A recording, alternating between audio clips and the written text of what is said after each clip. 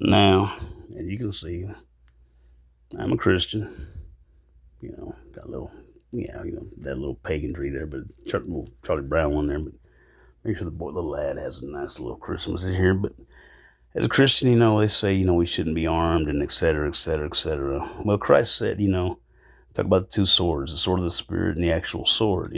When he was talking to his apostles, and one of them said, "Hey, I have two," and Christ said that just might be enough. Well, sword can be anything that you use basically to physically fight against evil, to defend yourself in your home.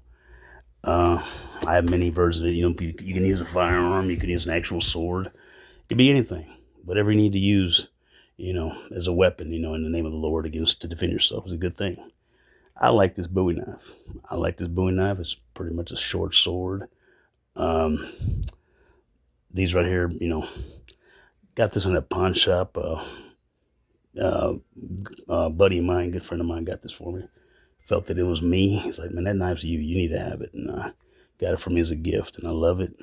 I want to say Timbre makes these. You have to look these up. All I know is they got a very thick spine. They're a short sword, and hey, man, hey, got the sword of the Spirit. Got you this sword together. Hey, you can prevail. Look these knives up. They're not super cheap. But they're not super expensive either. You can find them in there for. I found this at a pawn shop for about a little over $100, and I think it's a sweet deal. Buddy did me a favor by getting me this.